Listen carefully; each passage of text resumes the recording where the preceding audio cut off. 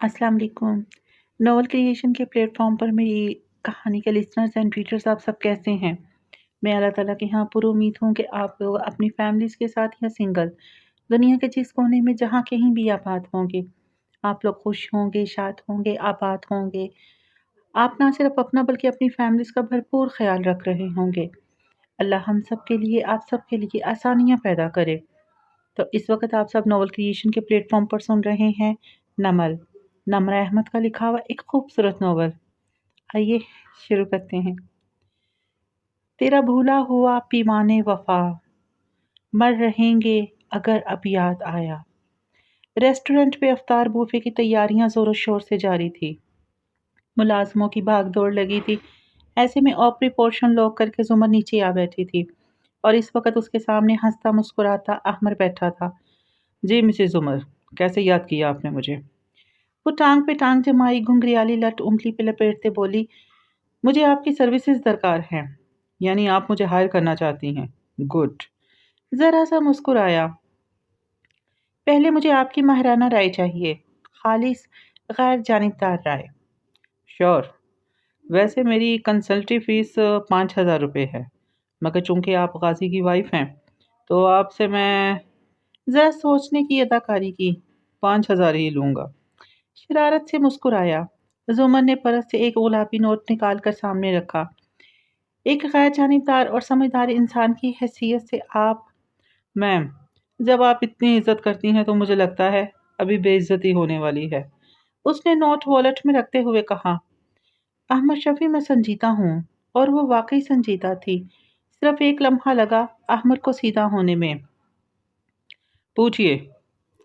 अब के वो संजीदा नजर आ रहा था। आप एक सेंसिबल और ज़हीन इंसान हैं, क्रिमिनल भी रह चुके हैं और एक पैदाइशी फ्रॉड भी हैं, मतलब के तजर्बाकार हैं। इसलिए अपनी पूरी ईमानदारी से बताइए, आपकी राय में क्या फारस गाजी ने अपने भाई और बीवी को कत्ल किया था?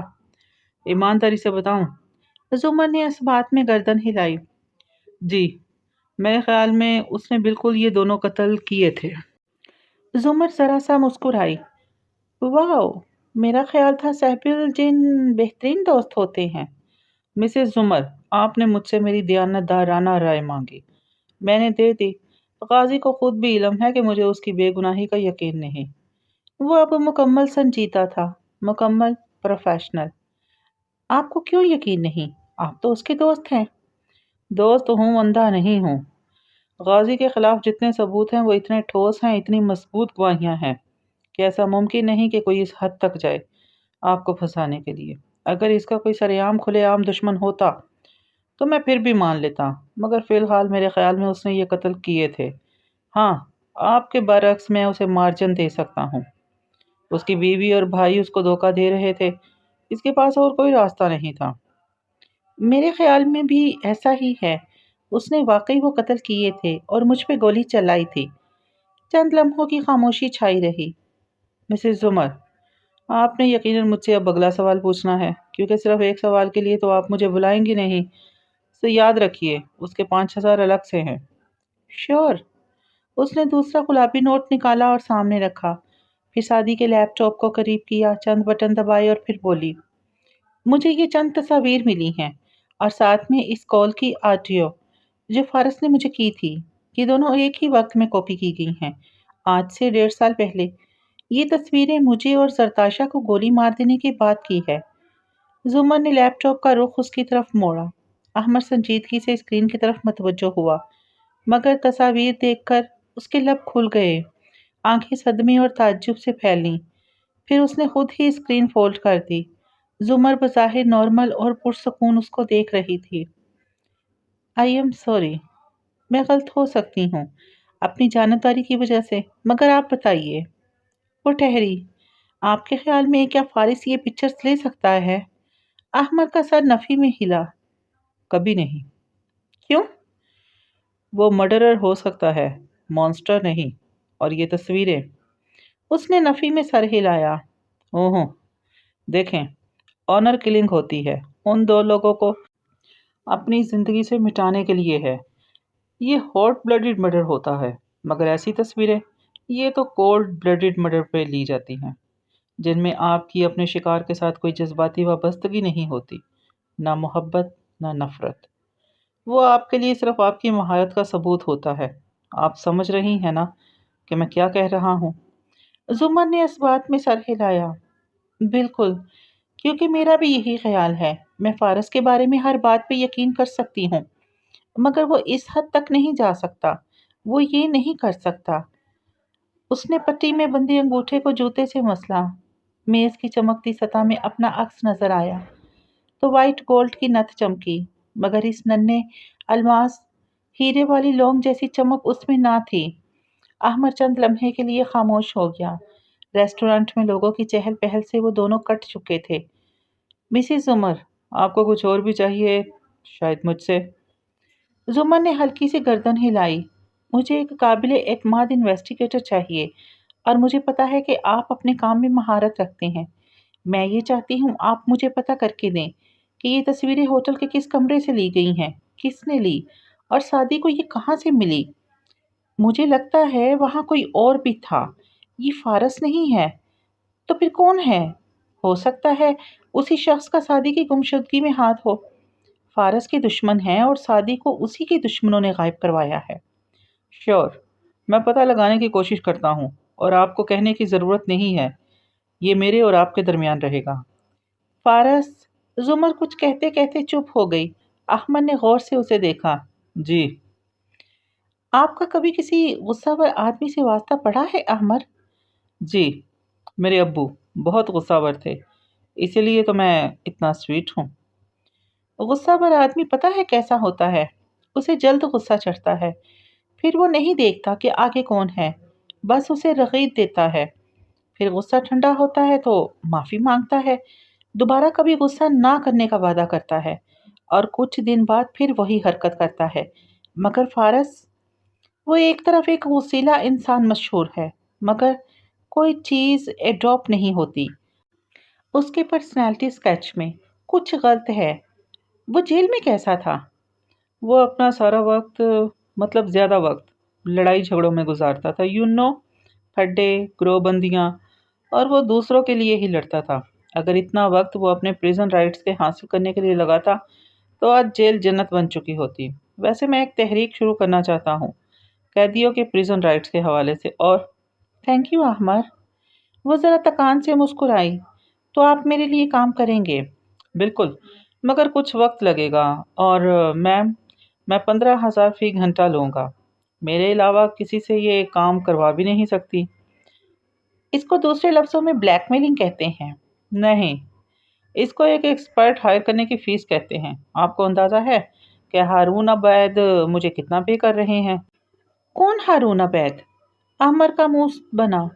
آپ اتنے مشہور سیاستدان کو نہیں جانتی؟ میں نہیں مان سکتا۔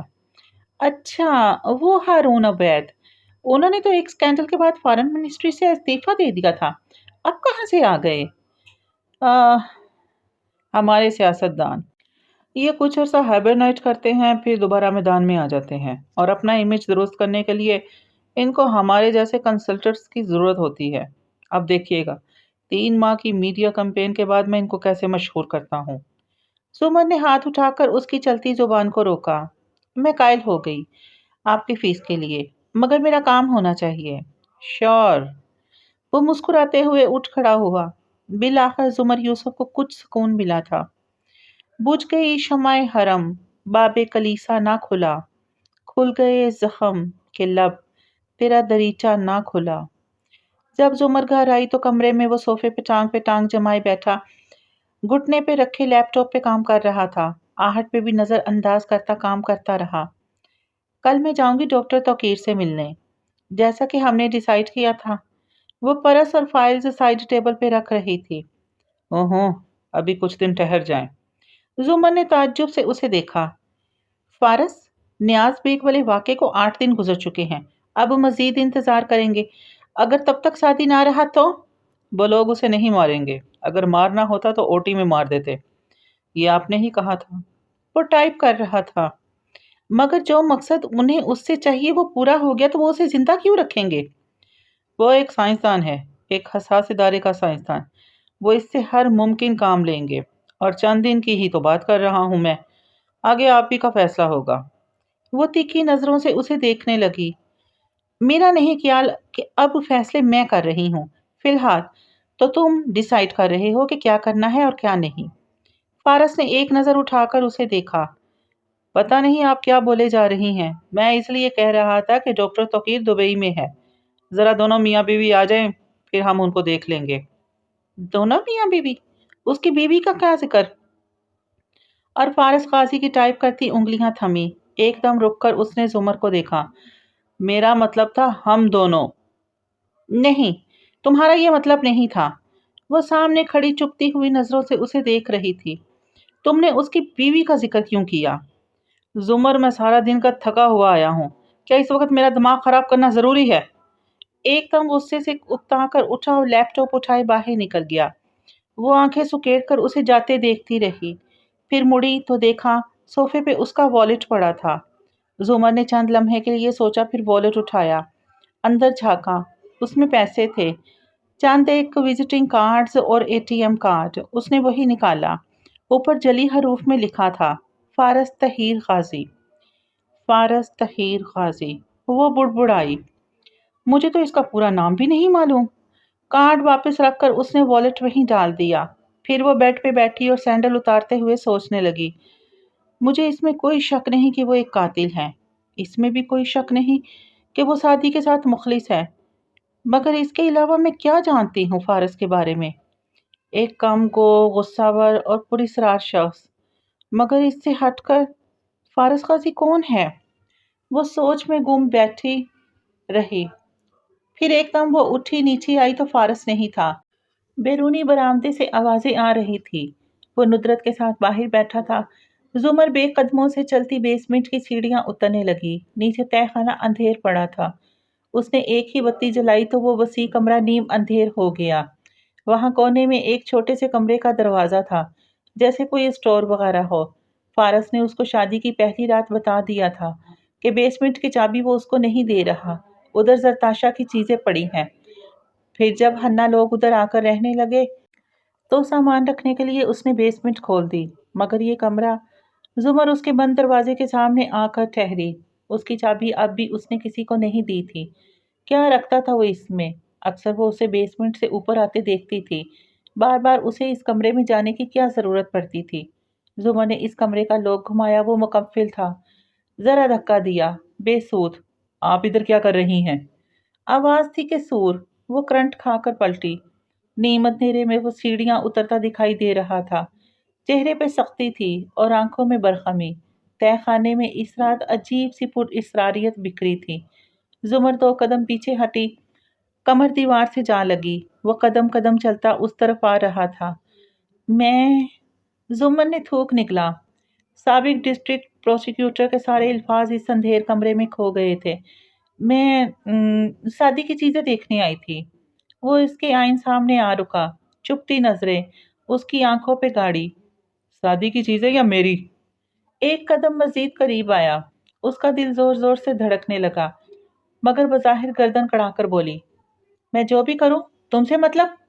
اور سر جھٹک کر ساتھ سے گزرنے لگی کہ فارس نے اسے دونوں کوہنیوں سے پکڑ کر ایک جھٹکے سے واپس دیوار سے لگایا۔ میں نے آپ کو منع کیا تھا ادھر آنے سے۔ چبا چبا کر اس کو گھورتے ہوئے وہ بولا تو زمر کی رنگت زرد پڑنے لگی۔ منع کیا تھا یا نہیں؟ کیا تھا۔ اس کے الفاظ اٹکے۔ جنگل کی وہ رات اور اس کا سحر غائب ہو گیا۔ وہ پھر سے اس ریسٹورنٹ میں تھی اور وہ اسے کال پہ کہہ رہا تھا وہ بدصورت اور خوفناک باتیں جو اسے کبھی نہیں بھولتی تھی۔ ایک اس دن اسے فارس سے ڈر لگا تھا اور ایک آج رات اسے ڈر لگ رہا تھا۔ تو پھر شرافت کی زبان آپ کے اس الٹے دماغ کو کیوں سمجھ نہیں آتی؟ ہاں؟ غصے سے بولا تو زمر کی اس پہ جمی آنکھوں میں گویا سانس رکنے کی کیفیت سمونے لگی، مگر وہ کمزور نہیں پڑنا چاہتی تھی۔ ہاں ٹھیک ہے، میں دیکھنے آئی تھی تمہاری چیزیں، پھر کیا کر لو گے تم؟ میں تم سے نہیں ڈرتی۔ اچھا، بند کر کے چلا جاؤں آپ کو اس کمرے میں 2-4 دن کے لیے؟ ڈرتی تو نہیں ہے نا آپ؟ اسے کوہنیوں سے پکڑے جھٹکا سا دیا۔ مجھے مین ہینڈل مت کرو۔ بدقت اس نے اپنا بازو چھڑانے چاہے، مگر بے سود۔ میری بات کان کھول کر سنے زمر بی بی، पुरतपिश नजरों से उसे देखते हुए वो चबा चबा कर बोला, मैं जितना आपका लिहाज करता हूँ उतनी आप बढ़ती जाती हैं। किसी दिन मुझसे वाकई अपना कत्ल करवा कर ही रहेंगी। इसलिए आइंदा आइंदा अगर मैंने कभी आपको अपनी चीज़ों के करीब भी फटकते देख लिया ना, तो देखिएगा कि क्या हाल करता हूँ आपका। अभी जानती नहीं है आप मुझे।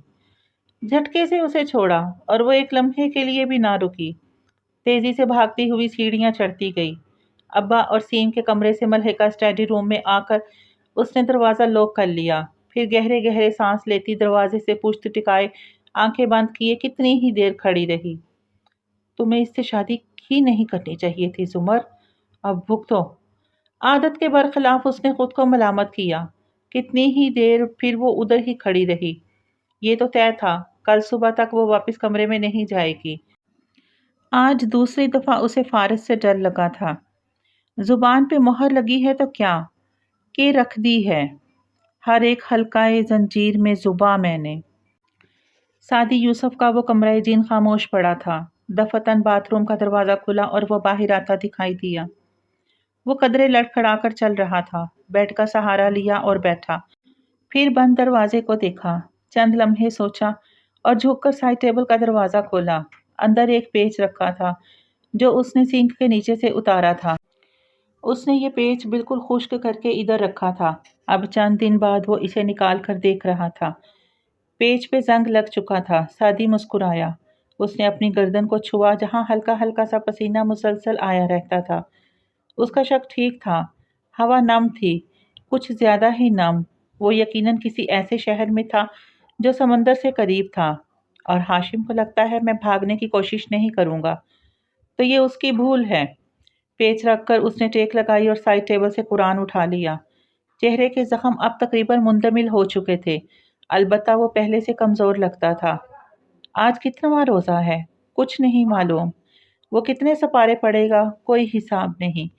कभी दिल चाहता तो पढ़ता जाता, कभी इतना बेजार और उदास होता कि दो दो दिन कुरान ना खोलता। सब इस वक्त क्या कर रहे होंगे? अम्मी छोटे बागीचे वाले घर में अफ्तारी बना रही होंगी। कभी मामू और फूफो भी आ जाया करते होंगे। और अब्बा तो अब अम्मी और हना के साथ रहते होंगे। उसने भटकते जहन को कुरान के सफ़ात पे मरकूज करना चाहा। मैं पनाह मांगता हूँ अल्लाह की धुतकारे हुए शैतान से। ताउस पढ़कर उसने अल नमल वहीं से खोली जहां से उस रोज छोड़ी थी। और बेशक हमने दिया दाऊद और सुलेमान को इल्म। शादी के अब्रू सताइशी अंदाज में उठे। घर वालों की याद महव होने लगी। वाह, अल्लाह ताला इस तरह की आयात और ये शहाना अंदाज, the king of all Kings. जब आप फरमाते हैं हमने ये किया तो मुझे बहुत अच्छा लगता है, बहुत फख्र महसूस होता है। मैं बुतों को पूजने वालों, इंसानों को खुदा का बेटा मानने वालों और कब्रों को सजदा करने वालों के सामने गर्दन उठाकर फख्र से कह सकता हूँ कि देखो मेरा रब तो ये है, बादशाहों का बादशाह। मेरे और उसके दरमियान कोई तीसरा नहीं है। नरमी से मुस्कुराते सर झुकाए वो कह रहा था। और अल्लाह की बातें तो ख़त्म नहीं होती। सोसादी ने आयात के अल्फाज पे तवज्जो दी। हमने दिया दाऊद और सुलेमान को इल्म, और उन दोनों ने कहा सब तारीफें अल्लाह के लिए हैं जिसने फजीलत दी हमको बहुत से मोमिन बंदों के ऊपर। उसने रुककर ज़रा सोचा, कितनी अमेजिंग बात है अल्लाह ताला। अक्सर हमारी फैमिलीज में कई बच्चों में से एक या दो बहुत लाइक निकलते हैं। माँ बाप अपनी तरबियत पे इतराते हैं और वो बच्चे अपनी जहानत पे। मगर आप कहते हैं कि जैसे दाऊद अलैहिस्सलाम के 19 बेटों में से सिर्फ एक सुलेमान अलैहिस्सलाम को आपने खास इल्म अता किया था, वैसे ही हर एक को मुझे भी इल्म आपने ही दिया। अमल भी आप देते हैं। अगर माँ बाप देते तो सारी औलाद को दे देते, मगर बाकी औलाद को भी आपने ज़रूर कुछ और अता किया होता है। पता है अल्लाह ताला, लोग मुझसे अक्सर पूछते हैं, सादी तुम्हें इतना अच्छा कुरान किसने सिखाया? मैं कहता हूँ मुझे मेरे रब ने सिखाया है। आप इसी से इल्म के लिए दुआ करें, वो आपको मुझसे भी अच्छा कुरान सिखाएगा। कैद खाने का वो कमरा इस तपती दोपहर में भी खुले पहाड़ी मकाम की तरह ठंडा हो गया था। सादी इर्द गिर्द सब कुछ भुलाए बस इन अल्फाज को पढ़ रहा था। और वारस हुए सुलेमान दाऊद के, और कहा सुलेमान ने, क्या लोगों हम सिखाए गए हैं परिंदों की बोलियां और हमें अता की गई है हर चीज़। बेशक یہ وہ فضل ہے جو روشن نمایاں ہے۔ گنگریالوں بالے والے لڑکے کی مسکراہٹ غائب ہوئی، اور فلمی اداکاروں، سیاسی لیڈرز اور ایسے تمام لوگ جن کی وجہ شہرت وہ کام ہے جو اللہ کو نہیں پسند، ان سب کی پرستش کرنے والے ستاروں کے سامنے میں گردن اٹھا کر کہہ سکتا ہوں کہ دیکھو، میرے آبا تو یہ لوگ ہیں جو انبیاء ہیں، جو اتنی شان سے بات کرتے ہیں، انہیں اللہ نے کیا کیا نہیں عطا کیا، اور انہوں نے اپنا علم روک کر نہیں رکھا، بخل نہیں کیا، نعمتوں کا اعتراف کیا، اور یہی شکر ہوتا ہے۔ اور ہم لوگ، اس کی مسکراہٹ اداسی میں بدلی، ہمیں تو ذرا سا ہنر آ جائے، ہم کسی کو بتاتے نہیں کہ کہیں وہ ہم سے اچھا نہ کر لے۔ اتنے تنگ دل کیوں ہیں اللہ تعالیٰ؟ کمرے میں اس وقت سکینیت ہی سکینیت اتری تھی، ٹھنڈی میٹھی سی چھایا۔ وہ سر جھکائے آگے پڑھنے لگا، اور اکٹھے کیے گئے سلیمان کے لیے ان کے لشکر، جنوں میں سے اور انسانوں میں سے اور پرندوں میں سے، تو وہ پورے ضبط میں رکھے گئے تھے۔ سعدی نے آنکھیں بند کر کے یاد کرنا چاہا، اللہ تعالیٰ، ضبط کے لیے جو لفظ آپ نے استعمال کیا ہے، وضع، اس کا اصل لغوی مطلب کیا تھا بھلا؟ کچھ دماغ آج کل سست رہتا تھا، سو ذرا دیر سے یاد آیا۔ ہاں، فوج کو ترتیب وار حصوں میں رکھنا ایک دوسرا مطلب بھی تھا۔ ذرا ذہن پہ زور دیا، شاید روکنا اور منع کرنا۔ سو بات یہ ہے اللہ تعالیٰ، آنکھیں کھول کر وہ ذرا سکون سے اپنی بات سمجھانے لگا کہ جنوں اور پرندوں کو تو رہنے دے، صرف انسانوں پہ حکمرانی کرنے کے لیے، اپنا راج قائم کرنے کے لیے، بھلے وہ گھر کا ہو یا کسی ادارے کا یا پورے ملک کا، ڈسپلن سب سے زیادہ ضروری ہے۔ اور جب اس ڈسپلن کو بھی ڈسپلن کرنا چاہیے، نہ زیادہ روک ٹوک ہو نہ کم۔ خیر، پھر کیا ہوا؟ 72 بار پڑھی صورت ہر دفعہ نہیں لگتی، سو دلچسپی سے اگلی آیت کی طرف آیا، یہاں تک کہ وہ سلیمان علیہ السلام جب آئے چونٹیوں کی ایک وادی تک، وہ ہلکا سا مسکرایا۔ یہ چونٹیاں اسے کتنی پسند تھیں، تو کہنے لگی، ایک ملکہ چونٹی، یا ایھا النمل، اے چونٹیوں، اپنے گھروں میں داخل ہو جاؤ، یہ نہ ہو کہ بے خبری میں سلیمان اور اس کے لشکری تمہیں روند ڈالے۔ ارے واہ، آج کی آیات اتنی ریگل آ رہی ہے، اللہ تعالیٰ، میں تو خود کو ایک قیدی محسوس ہی نہیں کر رہا۔ پہلے آپ، پھر سلیمان علیہ السلام، پھر چونٹی، ہر کسی کی اپنی شان ہے۔ اس نے کھلے دل سے سراہا۔ اب یہ چونٹی نہ ڈری نہ گھبرائی نہ بھاگی، اس نے پہلے باقی سب کا سوچا۔ وہ ملکہ تھی، اس نے اپنی جماعت کی خیر خواہی چاہی، مگر وہ ذہین بھی تھی، اس کو معاملہ ڈیل کرنا آتا تھا۔ شور نہیں مچایا، پورے وقار اور بردباری اور تحمل سے چونٹیوں کو مخاطب کر کے اندر جانے کا کہا، اور پھر بڑے لوگوں کی بڑی باتیں ہوتی ہیں۔ اس نے بھی چھوٹی حرکت نہیں کی، بڑا دل رکھا، اچھا گمان کیا کہ اگر بالفرض سلیمان کا لشکر تمہیں روند بھی دے تو بے خبری میں ایسا ہوگا۔ آپ سے اونچے اور بڑے لوگ عادتاً آپ کو روند کر نکل جاتے ہیں، اپنی حفاظت آپ کو خود کرنی ہوتی ہے۔ اللہ پتہ ہے کیا، میری ٹیچر کہتی تھی، نمل ذہین فیمیلز کی صورت ہے، اس میں ایک چونٹی ہے جو چونٹی ہو کر بھی ملکہ ہے، اور اس میں ایک ملکہ ہے، ملکہ بلقیس، ملکہ سبا، وہ ملکہ ہو کر بھی ایک چونٹی ہی ہے۔ دیکھا جائے تو ساری عورتیں ایسی ہی ہوتی ہیں، وہ کسی کے لیے ملکہ اور کسی کے لیے چونٹی ہوتی ہیں۔ اس ٹھنڈی چھایا والے کمرے میں بیٹھا وہ لڑکا اداسی سے مسکراتے ہوئے بولے جا رہا تھا۔ جب دروازہ کھلا، سعدی نے چونک کر سر اٹھایا۔ مایا اندر داخل ہوئی تو اس کی آنکھوں میں بے پناہ حزن تھا۔ وہ اس کے کندھے کے قریب آ کھڑی ہوئی، قرآن اس کے ہاتھ سے لے کر سائڈ ٹیبل پہ دھرا، آنکھیں بند کی، اپنے جسم پہ صلیب کا نشان بنایا۔ خداوند یسوع مسیح، مجھے معاف کرنا۔ پھر آنکھیں کھولی اور اس کی متعجب نظروں سے نگاہیں ملائے بغیر ایک انجیکشن اس کے بازو میں پیوست کیا۔ وہ ابھی سوال بھی نہیں کر سکا تھا کہ سوئی چبھی، اور پھر ایک دم ساری دنیا ساکن ہوتی گئی۔ منظر دھندلاتا، پھر واضح ہوتا، پھر دھندلاتا۔ وہ ہل بھی نہ سکا، اس کا جسم سن ہو چکا تھا۔ مایا نے اسے لٹایا کروٹ کے بل، یوں کہ اس کا چہرہ دروازے کی طرف تھا اور دونوں بازو واسی سمت گرے ہوئے تھے۔ چہرہ شوقڈ اور ساکن تھا، جیسے وہ بت بن گیا ہو، مگر آنکھیں سب کچھ دیکھ رہی تھی۔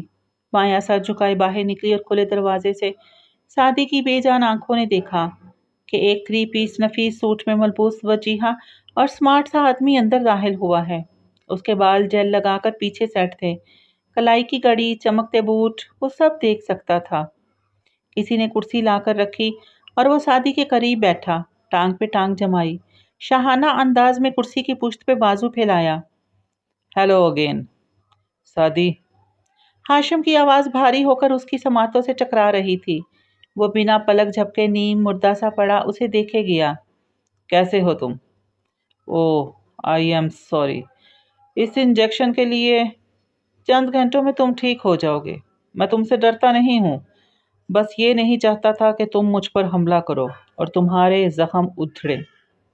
مجھے تمہاری فکر ہے بچے، اور میرا خیال ہے کہ تمہاری فکر صرف مجھے ہی ہے، تبھی تو عید سے کچھ دن پہلے میں اسپیشل تمہارے پاس آیا ہوں، تمہارا عید کا تحفہ لے کر۔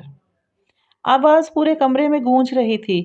وہ ٹانگ پہ ٹانگ جمائے بیٹھا انگلی سے ٹھوڑی مسلتے کہہ رہا تھا، کیا تم میرا شکریہ ادا نہیں کرنا چاہو گے؟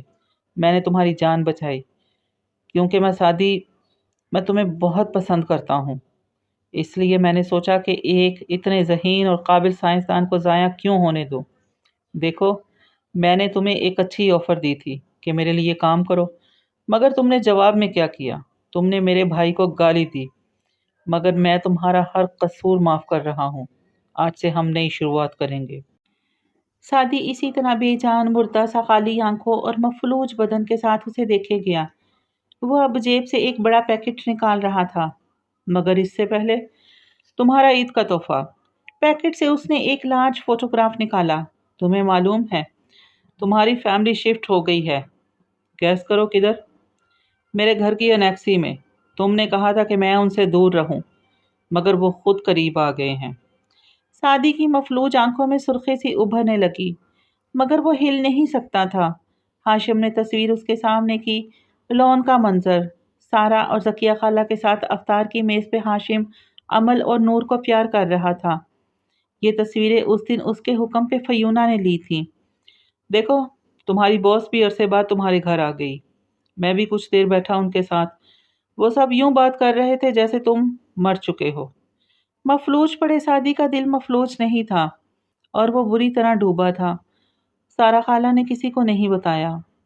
ہاشم نے تصویر اچھال دی، وہ سعدی سے ٹکرا کر فرش پہ گری۔ اس نے دوسری تصویر سامنے کی رات کا منظر، انیکسی کے سامنے کھڑے بات کرتے شیرو اور زمر۔ معاف کرنا، مگر کہیں یہ تمہاری ڈیئر زمر تو نہیں ہے جو اس وقت شیرو سے اتنے دوستانہ انداز میں بات کر رہی ہے؟ شیرو وہی ہے نا جس نے تم پہ گولی چلائی تھی؟ مگر زمر اور فارس کو فکر نہیں ہے اس بات کی۔ ویسے بھی نیاز بیگ نامی کرائے کا گنڈا پکڑا جا چکا ہے، اور اس نے تمہارے قتل کا اعتراف بھی کر لیا ہے۔ اب سب تمہیں رو کر چپ بھی ہو گئے ہیں۔ اور ہاں، زمر کی جاب چلی گئی ہے، اور آج کل وہ بھی اپنی جاب کے لیے فارس کی طرح مصروف ہے۔ وہ تصویر بھی بھیک کی طرح سامنے پھینکی اور ایک اور تصویر نکالی۔ انیکسی کے بیرونی زینے پہ خاموش اور اداس بیٹھی حنین، تمہاری بہن، بس وہی اکیلی رہ گئی۔ مگر فکر مت کرو، مجھے اندازہ ہے کہ تمہاری بہن کو مجھ پہ سیکرٹ قسم کا کرش ہے، سو ہم اچھے دوست بن گئے ہیں۔ وہ کہہ رہا تھا، اور سعدی کی آنکھوں میں سرخ خراشیں ابھر رہی تھی۔ اس نے پورا زور لگا کر اٹھنے کی کوشش کی، مگر جسم ہلنے سے قاصر تھا۔ کیا مرنا ایسا ہوتا ہے؟ اب وہ بیچاری بچی مجھے دن رات میسج کرتی ہے، اور تمہیں پتہ ہے میں اب کیا کروں گا؟ کسی رات جب فارس گھر نہیں ہوگا تو میں اسے اپنے پاس بلاؤں گا، جو بھی بہانہ کروں گا وہ معصوم بچی مان لے گی۔ تمہیں پتہ ہے نا میرا کمرہ اس کے کتنے قریب ہے، سو میں کوشش کروں گا کہ اس ایونٹ کی بھی تصویریں لوں، مگر تمہیں برا لگے گا، اس لیے اگر تم چاہتے ہو کہ میں ایسا نہ کروں تو آج سے ہم نئی شروعات کریں گے۔ تمہارے گھر والے تمہیں بھول چکے ہیں، کوئی ثبوت میں نے نہیں چھوڑا اپنے خلاف، اور ہاں، تمہاری بہن نے تو وہ فلیش بھی میرے حوالے کر دی جس میں میری فائل سے، سو تم ان لوگوں کو بھول جاؤ سعدی۔ تمہاری فیملی اب میں ہوں، اور میرا کاروبار اب تم بنو گے۔ وہ اٹھا اور قدم قدم چلتا اس کے قریب آ کھڑا ہوا۔ میں نے تمہیں اس لیے بچایا کیونکہ مجھے تم اچھے لگتے ہو۔ لیکن تم پہ اتنی انویسٹمنٹ میں مفت میں نہیں کر رہا، اس لیے آج سے تم میرے لیے کام کرو گے، اور اگر تم نے ایسا نہ کیا تو تمہاری بہن کے ساتھ کیا کر سکتا ہوں؟ ایکچولی مجھے واضح کرنے کی ضرورت نہیں ہے۔ کہیں کوئی بزر سی بچی، سعدی کی مفلوج آنکھوں نے دیکھا وہ جیب سے سیل فون نکال رہا تھا، پھر مسکرایا۔ نائس ٹائمنگ، پاکستان سے ہے اور وہ بھی تمہاری بہن کا۔ میں اس سے بات کرتا ہوں، تب تک تم میری بات پہ غور کرو۔ پھر فون کان سے لگایا اور خوشگوار سے انداز میں بولا، ہیلو ہنین، کیسی ہو؟ اسپیکر آن کر دیا تھا، کمرے میں ہنین کی آواز گونجی، میں ٹھیک، آپ باہر گئے ہوئے ہیں؟ ہوں، میں انڈیا ہوں، ایک پرانے دوست سے ملنے۔ مفلوج لیٹے سعدی کا تنفس تیز ہونے لگا، اس کی آنکھیں پانی سے بھرنے لگی۔ اچھا، وہ مجھے پوچھنا تھا، وہ عجلت میں لگ رہی تھی، آپ نے وہ فلیش کھول لی؟ ارے ہاں، وہ خاور نے کھول ہی لی، شکریہ، تمہاری وجہ سے میرے اتنے قیمتی ڈاکومنٹس محفوظ رہیں۔ دوسری طرف خاموشی چھا گئی۔ کون سی ڈاکومنٹس تھے اندر؟ میرے آفس کی فائلز تھیں۔ وہ پھر چپ ہوئی۔ آپ مجھے وہ فلیش واپس کر سکتے ہیں؟ وہ بھائی کی چیز تھی، میں اسے بھائی کی یاد کے طور پر رکھنا چاہتی ہوں۔ آہ، وہ رکا۔ اچھا، میں تمہیں پرنٹ شدہ ڈاکومنٹس بھیج دوں گا واپس آ کر، یا پھر ذرا رکا، تم کسی دن آ کر میرے کمرے سے لے جانا۔ ہاشم نے کروٹ لیے لڑکے کا چہرہ دیکھا، ایک آنسو اس کی ساکت آنکھ سے ٹپک کر تکیے میں جا گرا تھا۔ ہاشم باہر نکل گیا اور پیچھے کمرے میں قبر سی خاموشی چھا گئی۔ کیا مرنا ایسا ہوتا ہے؟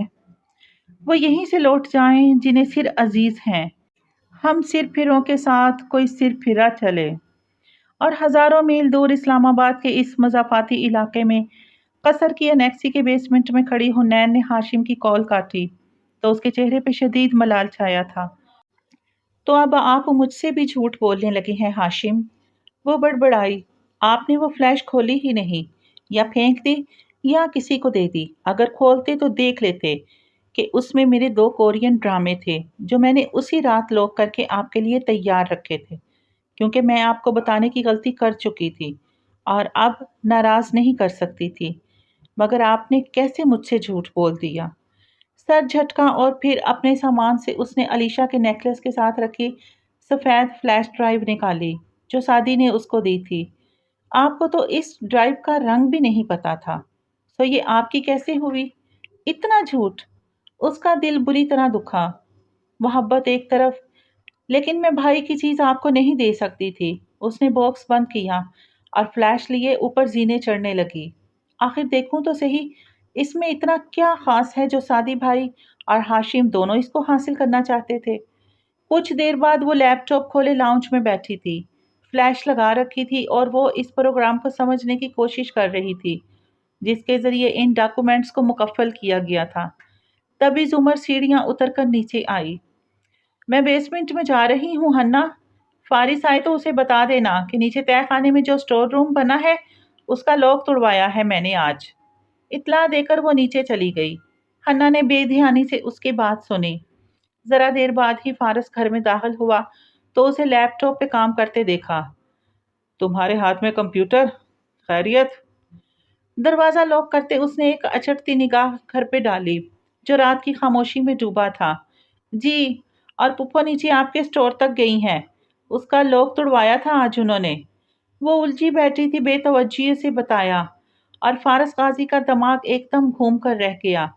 پھر تیزی سے سیڑھیوں کی طرف لپکا، سبک رفتاری سے زینے پھلانگتا نیچے آیا تو وسیع تہہ خانہ تاریک پڑا تھا۔ کونے والے کمرے کا دروازہ بند تھا اور وہ اسی دروازے سے کمرہ ٹکائے سینے پہ بازو لپیٹے کھڑی تھی، منتظر۔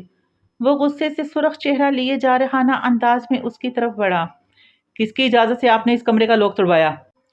منع کر کے گیا تھا نا میں کہ… غضبناک ہو کر اس کی آنکھوں میں دیکھتا وہ غراتے ہوئے قریب آیا کہ دفتن رکا۔ زمر بس ٹھنڈی آنکھوں سے اسے دیکھ رہی تھی۔ اتنا کیوں ڈر گئے ہو؟ میں نے تو ہنّا سے مذاق کیا تھا۔ فارس نے بے اختیار ہو کر دروازے کو دیکھا، وہ لاکڈ تھا۔ اس نے گہری سانس لی، وہ اس کو اکسا رہی تھی۔ کیا چاہتی ہیں آپ؟ پلیز، اپنا غصہ مجھ پہ ضائع مت کرنا، کیونکہ نہ میں تم سے ڈرتی ہوں اور نہ میں کبھی اس کمرے کا لوک توڑواؤں گی، بلکہ تم مجھے خود یہ کمرہ کھول کر دکھاؤ گے۔ ٹھنڈے انداز میں وہ کہہ رہی تھی، اور تم مجھے خود بتاؤ گے کہ تم اس میں کیا رکھتے ہو، تم سارا دن کیا کرتے ہو، تم 4 سال سے کیا کرتے رہے ہو، تم ہمیشہ کہیں جا رہے ہوتے ہو، کہیں سے آ رہے ہوتے ہو، تم سے شادی سے پہلے میں نے اس ریسٹورینٹ میں آ کر تم سے صرف سچ بولا تھا۔ دشمنی اپنی جگہ، دیانتداری اپنی جگہ، سو اب سچ بولنے کی باری تمہاری ہے۔ وہ کچھ دیر لب بھینچے برہمی سے اسے دیکھتا رہا۔ ڈرتا نہیں ہوں آپ سے، صرف اس لیے اپنی کچھ چیزیں الگ رکھتا ہوں کیونکہ اگر آپ دیکھیں گی تو میرے ساتھ کام نہیں کریں گی۔ زمر 2 قدم آگے آئی، تیکھی نظریں اس کی آنکھوں پہ گاڑی۔ فارس، جیسے ہم نے نیاز بے کو گھیرا ویسے ہی سرمد شاہ کو بھی گھیر لیں گے، اور آہستہ آہستہ سعدی کے ہر ایک مجرم کو۔ مجھے کم از کم سعدی کے معاملے میں تم پہ اعتبار ہے، لیکن میں صرف اتنا جاننا چاہتی ہوں کہ فارس تخیر غازی کون ہے۔ کم از کم مجھے معلوم ہونا چاہیے کہ میں کس کے ساتھ کام کر رہی ہوں۔ ہاں۔ فارس نے گہری سانس لی اور پھر جیب سے چابیوں کا گچھا نکالتا اس کمرے کے دروازے تک آیا، ایک چابی لوک میں گھمائی اور پھر دروازہ کھول دیا۔ من الماس رابع ملکہ دادم، حصہ دوم۔ ابھی تو دل میں ہے جو کچھ بیان کرنا ہے، یہ بعد میں سے ہی کس بات سے مکرنا ہے۔ دروازہ کھلا تو تاریک سا کمرہ سامنے آیا۔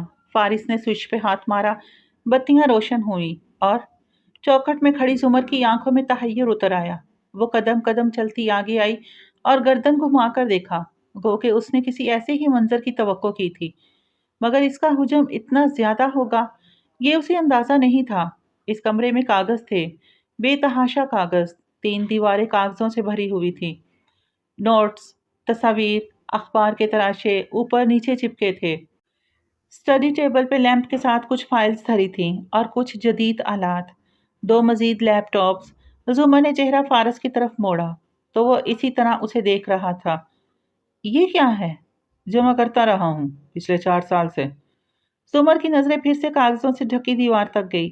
وہاں بہت سے لوگوں کی تصویریں لگی تھی، کچھ کو تو وہ پہچانتی تھی۔ جسٹس سکندر، فارس کے کیس کا جج، ASP سرمد شاہ، وارث غازی کا باس الیاس فاطمی، ڈاکٹر توقیر بخاری جنہوں نے سعدی کا آپریشن کیا تھا کی بیوی ڈاکٹر ایمن بخاری، اور بھی کچھ لوگ جن کو وہ نہیں پہچانتی تھی۔ وہ ڈاکٹر ایمن کی تصویر پہ نظریں مرکوز کیے آگے آئی۔ تو تم واقعی ڈاکٹر توقیر کی بیوی کو جانتے تھے؟ وہ تمہاری… اس نے تصویر کے اوپر نیچے لگے کاغذوں پہ نظر دوڑائی۔ وہ تمہاری سائیکیٹرسٹ تھی؟ فارس خاموش رہا۔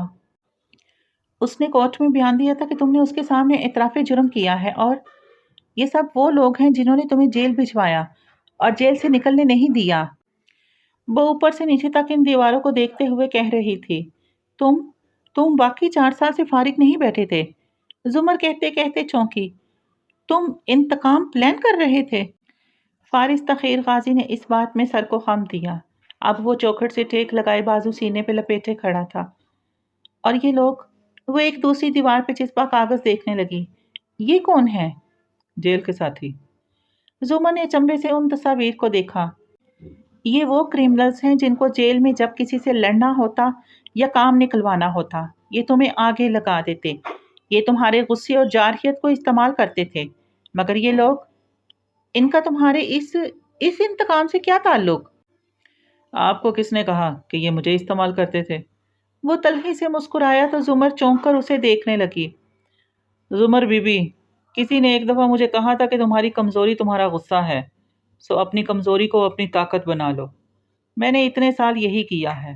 آپ کو کیا لگتا ہے اتنا بے وقوف ہوں میں کہ بنا سوچے سمجھے پرائے پھڈوں میں کود پڑوں گا؟ وہ بالکل ٹھہر کر اسے دیکھنے لگی، ذہن میں جھماکا سا ہوا۔ انہوں نے تمہیں استعمال نہیں کیا، بلکہ تم نے ان کو استعمال کیا۔ اوہ! لب بے اختیار سکڑے۔ اسے کچھ سمجھ آنے لگا تھا۔ میں نے جیل میں 4 سال ان کریمنلز، اسمگلرز، کرائے کے قاتلوں اور ڈرگ ڈیلرز کے ساتھ تعلقات بنائے ہیں، ان کے مسئلے سلجھائے، ان پہ احسان کیے، ان کی کمزوریاں بھی جانی اور ان کی طاقت بھی، تاکہ وقت پڑنے پہ ان دونوں کو استعمال کر سکوں۔ میں ایک بڑے تالاب میں تھا جس میں گندی مچھلیاں تھی، مجھے باہر کے مگر مچھوں سے لڑنے کے لیے ان کی مدد چاہیے تھی۔ چوکھٹ سے ٹیک لگائے کھڑے فارس نے زخمی مسکراہٹ کے ساتھ اسے دیکھا۔ جب جیل گیا تھا تو اکیلا تھا، جب باہر آیا ہوں تو بہت سے کانٹیکٹس ہیں میرے پاس، اور وہ سب تمہیں تمہارے انتقام میں مدد دیں گے۔ بالکل۔ اس نے شانے اچکائے۔ زمر پھر سے آگے پیچھے گھوم کر اس کمرے کو دیکھنے لگی۔ اس کی بری آنکھوں میں تحیر کے ساتھ الجھن تھی۔ مگر ان لوگوں نے doctor Aiman, A S P وغیرہ کی تصاویر کو دیکھتے بولی، اگر تمہیں جیل میں ڈالا تھا تو تمہارے اپنے جرائم کی وجہ سے، اور اوکے مسز زمر، میں آخری دفعہ آپ کو یہ بات بتانے جا رہا ہوں۔ ہاتھ اٹھا کر اسے روکا اور بہت تحمل سے بولا، اور اس کے بعد آپ کبھی میری منت بھی کریں تو میں نہیں دہراؤں گا، اس لیے ابھی دھیان سے سنیں۔ سنجیدگی سے چبا چبا کر بولا، میں نے وہ قتل نہیں کیے تھے، نہ آپ پہ گولی چلائی تھی۔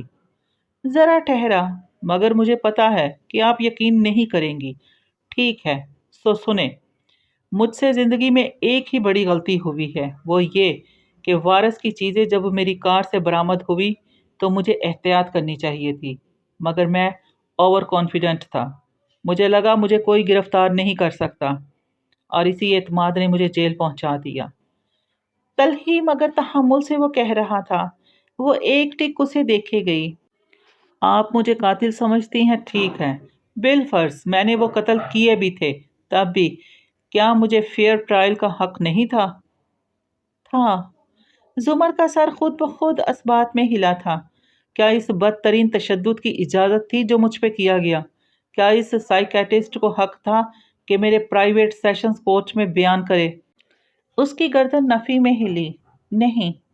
کیا اس جج کو حق تھا کہ وہ مجھے 9 9 10 10 ماہ کی تاریخیں دے دیا کرتا؟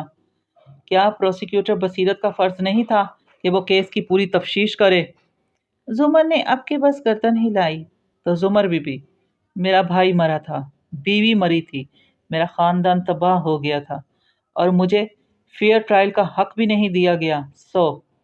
دیواروں کی طرف اشارہ کیا۔ آنکھوں میں تپش سی تھی جو زمر نے پہلے کبھی نہیں دیکھی تھی۔ جیل جانے کے 4 ہفتے بعد میں نے یہ سب پلان کرنا شروع کیا تھا، اور میں اپنے انتقام کو ضرور پورا کروں گا۔ میری زندگی کے ان 4 سالوں کا حساب ان لوگوں کو دینا ہوگا۔ پراسرار اسٹور روم میں خاموشی چھا گئی۔ بہت دیر بعد وہ بول پائی، تم ان لوگوں کو قتل کرنا چاہتے ہو؟ وہ ہلکا سا مسکرایا۔ میں قاتل نہیں ہوں، اور قتل کرنے سے یہ لوگ ایک ہی دفعہ مر جائیں گے، اس لیے موت سے نہیں، یہ اپنی زندگیوں سے اپنے کیے کا حساب چکائیں گے۔ زمر نے ایک گہری سانس لی اور اسٹڈی ٹیبل کی کرسی کھینچ کر بیٹھی۔ وہ گہری سوچ میں دکھائی دیتی تھی۔ تمہیں جیل سے نکلے 2.5 ماہ سے اوپر ہو چکے ہیں، مگر یہ لوگ تو آزاد ہیں۔ میرا مطلب ہے تم نے ابھی تک کچھ کیا کیوں نہیں؟ تم کس چیز کا انتظار کر رہے تھے؟ اس نے دوسری کرسی کھینچی اور سامنے بیٹھا۔ 2 چیزیں، اب کے قدرے نرمی سے بتانے لگا۔ پہلی، مجھے فائنینشلی اسٹرانگ ہونا تھا، پیسہ چاہیے تھا۔ امی نے ایک فلیٹ چھوڑا تھا میرے نام لاہور میں، اس کو بیچنا تھا، اسی میں لگا تھا۔ اور دوسرا، مجھے ابھی یہ جاننا تھا کہ ان سب لوگوں کو چلانے والا کون ہے، کون ان کو حکم دے رہا تھا۔ آپ بے شک یہی سمجھ لیں کہ میں نے وہ قتل کیے تھے، تو پھر کون ہے میرا دشمن جس نے مجھے جیل بھجوایا اور باہر نہیں نکلنے دیا؟ اتنا بیوقوف تو نہیں ہوں نا کہ ایسے ثبوت اپنی کار میں چھوڑوں گا۔ زمر نے اس بات میں گردن ہلائی۔ کسی نے تو مجھے ایسا پھنسایا تھا نا کہ میں باہر نہ نکل سکوں۔ زمر نے پھر ہاں میں گردن ہلائی۔ اسے پہلی دفعہ اپنا آپ فارس کی ٹیچر جیسا نہیں، اس کی اسٹوڈنٹ جیسا لگ رہا تھا۔ پھر کیا تمہیں معلوم ہو سکا؟ فارس نے سچائی سے نفی میں سر ہلایا۔ نہیں، لیکن اگر آپ غور کریں تو یہ تمام لوگ جو مجھے جیل برد کرنے میں ملوث تھے، وہی لوگ سعدی کی گمشدگی سے جڑے ہیں۔ جب وہ ہسپتال لے جایا گیا تو ڈاکٹر بخاری کی اس دن ڈیوٹی نہیں تھی، مگر ان لوگوں کو معلوم تھا کہ اس ہسپتال میں ان کے کام کا بندہ کون ہے۔ اس کی بیوی کو پہلے ہسپتال استعمال کر چکے تھے، سو انہوں نے ڈاکٹر بخاری کو ہسپتال بھیجا۔ وہ آیا اور اپنا کام دکھا گیا۔ اگر مجھے اس وقت معلوم ہوتا کہ یہ ڈاکٹر ایمن کا شوہر ہے تو میں… بے بسی اور غصے سے اس نے کچھ سخت کہنا چاہا، مگر سر جھٹک کر رہ گیا۔ وہ اسی طرح اسے دیکھے گئی۔ کیا سعدی کو یہ سب معلوم تھا؟ نہیں۔ फारस गर्दन मोड़कर उन कागजों को देखते बोला, वो एक दिन सुबह के वक्त आया तो मैंने उस कमरे को लॉक कर दिया और खुद बाहर वाली टेबल के साथ जा खड़ा हुआ। वहां चंद कागज लगा रखे थे। जुमर ने मुड़कर देखा। वहां चंद कागज और इलियास फातमी की तस्वीर अब भी लगी थी। वो यही समझा कि मैं सिर्फ इस एक मास्टरमाइंड को ढूंढना चाहता हूँ और उसे मारना चाहता हूँ। मैंने उसकी तस्वीर नहीं की, मैं उसे इस सब से दूर रखना चाहता था। उसको कुछ मालूम था शायद, जिसे वो छुपा रहा था, क्योंकि वो सादी था, आपकी तरह था। जुमर ने चौंक कर उसे देखा। आप दोनों एक ही जैसे हैं, स्ट्रेट फॉरवर्ड। मुझे पता है कि उसने मुजरम तक पहुंचकर क्या किया होगा। सर झटका। उन लोगों को कन्फ्रंट किया होगा, दो चार नसीहतें झाड़ आया होगा और इरादा होगा कि सबको अपना कारनामा बताकर कहे फलां फलां मुलव्वस है इसमें, मैं इसके खिलाफ मुकदमा दर्ज कराते हैं और यूं हमें इंसाफ मिल जाएगा। तलही से फिर सर झटका। मुझे पूरा यकीन है उसने ज़रूर इन लोगों को एहसास दिलाया होगा कि वो उनके राज जानता है और उन्होंने उसे खामोश करा दिया, मगर मैं। जुमर की आंखों में देखकर सख्ती से बोला, मैं सादी यूसुफ नहीं हूँ, मैं फारस गाजी हूँ। मैं लंबी लंबी बातें नहीं करता और जो मैं उन लोगों का हशर करूँगा वो दुनिया देखेगी। सो तुम इसीलिए डॉक्टर वाला मामला डिले कर रहे थे, क्योंकि तुम मेरे प्लान के मुताबिक उनको सिर्फ अकेला और एक्सपोज ही नहीं करना चाहते, बल्कि तुम उनको तबाह भी करना चाहते हो। बिल्कुल। और तुम्हें मालूम था कि मैं तुम्हें ऐसा नहीं करने दूंगी, इसलिए तुमने ये सब मुझसे छुपाया। अभी वो वक्त नहीं आया जब आप मुझे किसी चीज से रोक सकें, मगर मैं आपकी बिला वजह की बहस नहीं सुन सकता था। जरा से शाने उचकाए। इसीलिए पहले तुमने मुझे एतमाद में लिया और फिर आहिस्ता आहिस्ता सारा कंट्रोल मेरे हाथ से लेने लगे, और जब मुझे शक हुआ तुमने मुझे गुस्से में टाल दिया। एक्चुअली फारस, वो सर हिलाते हुए समझने वाले अंदाज में कहने लगी, मैंने तुम्हें कभी हन्ना या नुदरत भाभी या सादी पे गुस्सा करते नहीं देखा, कभी अब्बा से भी गुस्से से बात नहीं की, सदाकत को भी नहीं झाड़ा। सो मैं तुम्हें बताऊं मुझे क्या लगता है। उसने सोचती हुई नजरों से उसे देखा। मुझे लगता है तुम अपना गुस्सा कंट्रोल करना जानते हो, मगर तुम इसे इस्तेमाल करते हो, जैसे तुम उसे जेल में इस्तेमाल करते थे। तुम इतने गुस्सावर हो नहीं जितना खुद को जाहिर करते हो, ताकि लोग तुम्हें कमजोर और जज्बाती समझें और तुम अपना काम कर जाओ। और तुमने देखा, वो एएसपी तुमसे कतन खौफजदा नहीं है जितना वो मुझसे झिझकता है। वो हल्का सा मुस्कुराया। तो आप इतने दिन से मुझे स्टडी कर रही थी। What ever. उसने शाने उचकाए, फिर उठकर एक कागजों से भरी दीवार के सामने जा खड़ी हुई। तो अब तुम चाहते हो कि हम उन लोगों को सिर्फ इस्तेमाल ही ना करें, बल्कि उनको सजा भी दें। मैं ये काम अकेले कर सकता हूँ, आप ना शामिल हों तो आपकी मर्जी। हाँ, तुम बहुत कुछ कर सकते हो, मुझे अंदाजा हो रहा है। उसने अस्मात में सर हिलाया। तो फिर आप मेरा साथ देंगी? वो बगौर उसे देख रहा था। जुमर दीवार को देखती रही। अगर तुम शादी को वापस ले आओ तो मैं सब कुछ करने पे तैयार हूँ। उसने खुद को कहते सुना। जब जेल में था मैं और ये सब लोग मेरे खिलाफ थे, मुझे अजियत दे रहे थे, तो सिर्फ एक शख्स था जिसने मेरी बात पे एतबार किया था और जिसने मुझे बाहर निकाला था इस कैद से। वो सादी था और मैं उसे वापस ले आऊँगा, लेकिन उसके लिए आपको मेरे तरीके से काम करना होगा। सो जुमर बीबी। वो दो कदम चलकर उसके सामने आ खड़ा हुआ और जब बोला तो आंखों में मजबूत अज़म था। आज से सारे फैसले मैं करूँगा और आप मुझसे ज़्यादा बहस नहीं करेंगी। चंद लम्हे जुमर उसकी आंखों में देखती रही। ठीक है, मगर एक आखिरी सवाल। और फिर वो जख्मी सा मुस्कुराई। तुम्हारे इन सारे मुजरमों में मेरी तस्वीर किधर लगी है? आखिर तुम्हें जेल तो मैंने भेजा था ना? फारस की गर्दन में गिल्टी सी डूबकर उभरी। मेरा नंबर इनमें कौन सा है? कब आएगी मेरी बारी? वो चंद सानिये कुछ कह नहीं पाया। जैसा कि आपने खुद कहा था, जब शादी मिल जाएगा तब आप मुझसे अपना हिसाब लेंगी, सो मैं भी तब ही आपसे हिसाब लूंगा।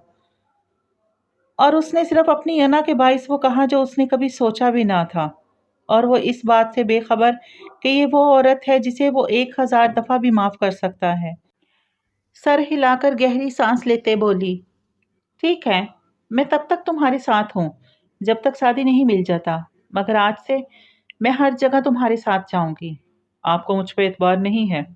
نہیں، میں دیکھنا چاہتی ہوں کہ تم کیسے کام کرتے ہو۔ کل کو جب تم مجھ سے اپنا حساب لو تو کم از کم مجھے تمہارے طریقوں کا علم تو ہو نا۔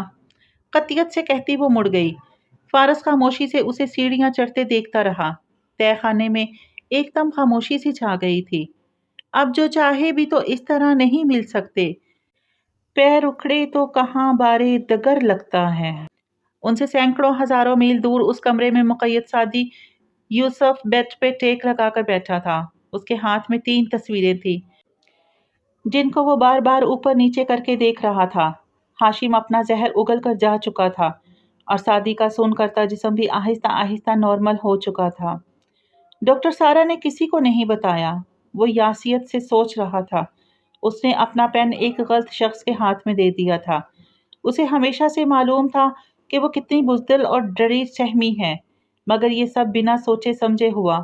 اس کی زندگی کی دوسری بڑی غلطی زمر اور حنا سے جھوٹ بولنا تھی کہ وہ کسی سائنسدان سے ملنے جا رہا ہے، اور پہلی بڑی غلطی سارا پہ اعتبار کرنا تھی۔ مسلسل تصویریں شفل کرتے زمر اور نوشیروان کی تصویر اوپر لایا۔ آنکھوں میں سرخی سی دوڑنے لگی۔ حنین کی تصویر اوپر آئی تو دماغ پھٹنے لگا۔ اس نے آنکھیں بند کر کے گہرے سانس لیے خود کو نارمل کرنے کی کوشش کی۔ تبھی دروازہ کھول کر میری اینجیو اندر داخل ہوئی۔ اس کے قریب آ کر سپاٹ سا بولی، مجھے ذرا کام ہے، مایا ابھی آتی ہوگی، تمہاری پٹی دیکھے گی، زیادہ ہوشیاری مت دکھانا، مایا اچھی ہے، بہت اچھی، مگر اسے استعمال کرنے کی کوشش مت کرنا۔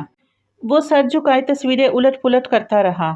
اس کی بات گویا انسنی کی۔ وہ چلی گئی تو مایا اندر آئی۔ نرس بھی ساتھ ہی آیا، مگر مایا نے ایک دم اسے مخاطب کیا۔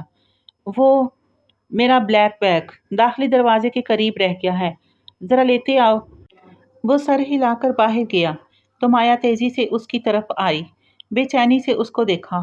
سنو، میری اینجیو گھر پہ نہیں ہے اور میں ابھی سیدھی بازار جاؤں گی۔ کاردار صاحب کا آدمی بازار کے اندر میرے ساتھ نہیں جائے گا۔ تم مجھے اپنی فیملی کا کوئی نمبر دو، میں ان کو کال کر کے اطلاع کر دوں گی کہ تم کہاں ہو۔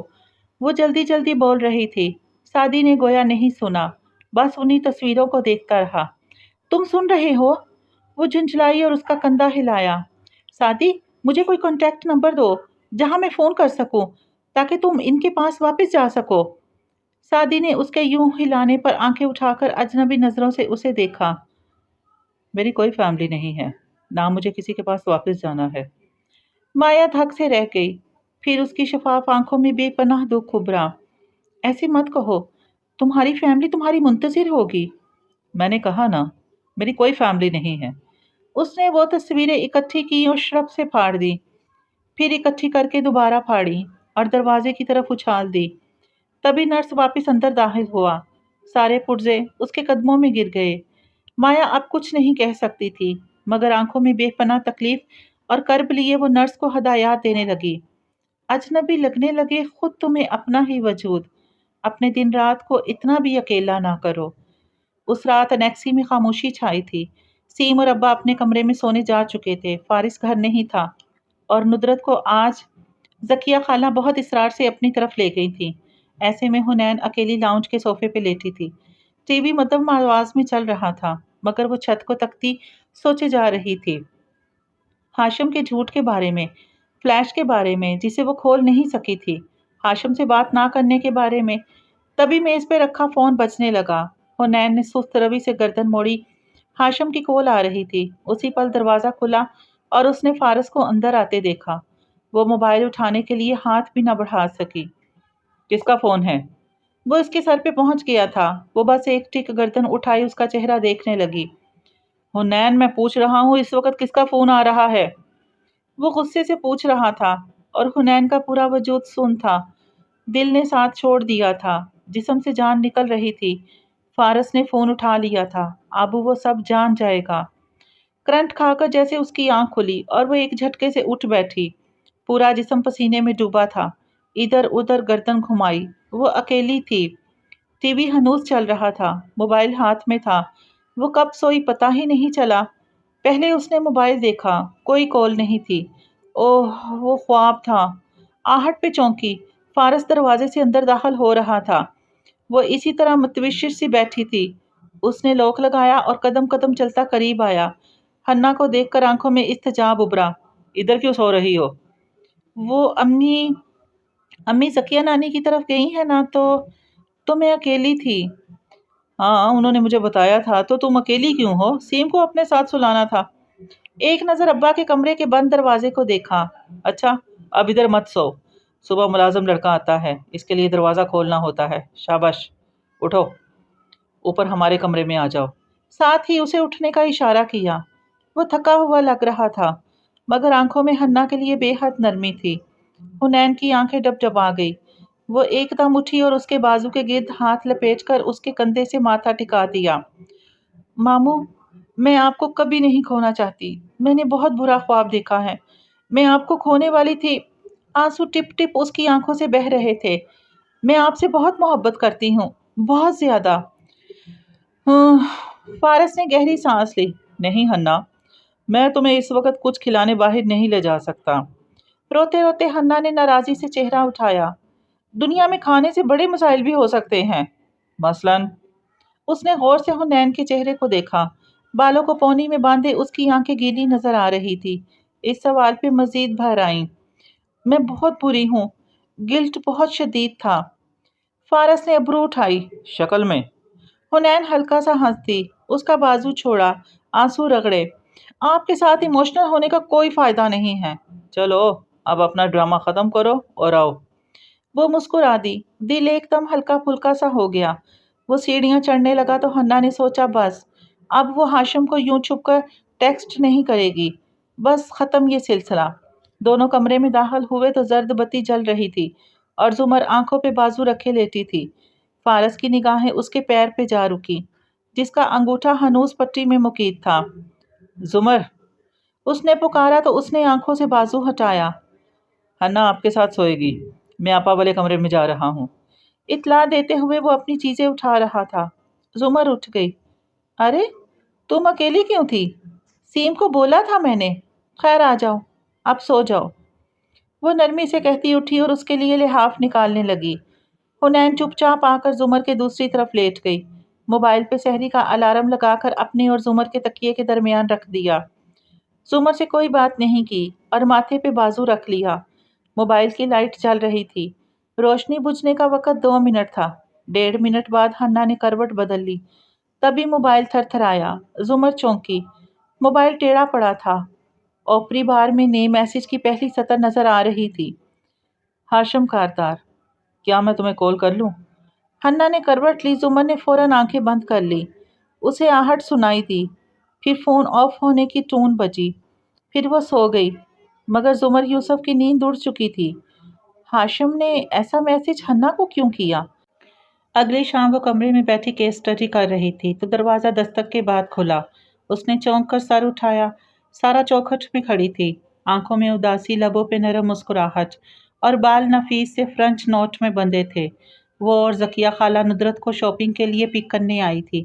یہ بھی ندرت کا اصرار تھا، عید کی تیاری کرنی تھی، شادی کے کپڑے بھی لینے تھے۔ زمر کے لیے کل ہی لے آئی تھی۔ ڈسٹریکشن۔ یہی بات سارا کی سمجھ میں نہیں آ رہی تھی۔ زمر آزردگی سے مسکرائی، کیونکہ ہم زندہ ہیں۔ سارا کے دل کو دھکا سا لگا، بدقت چند باتیں کر پائی۔ کیا کوئی گواہ سامنے نہیں آیا؟ کسی نے کچھ تو دیکھا ہوگا؟ بظاہر سرسری سا پوچھا۔ زمر نے گہری سانس بھری۔ نہیں، کوئی سامنے نہیں آیا۔ گواہ عموماً سامنے کم آتے ہیں، سب کی اپنی فیملیز ہوتی ہیں۔ Welcome to Pakistan. تو کیا گورنمنٹ ان کو وٹنس پروٹیکشن نہیں دے سکتی؟ ان کی فیملیز کی حفاظت نہیں کر سکتی؟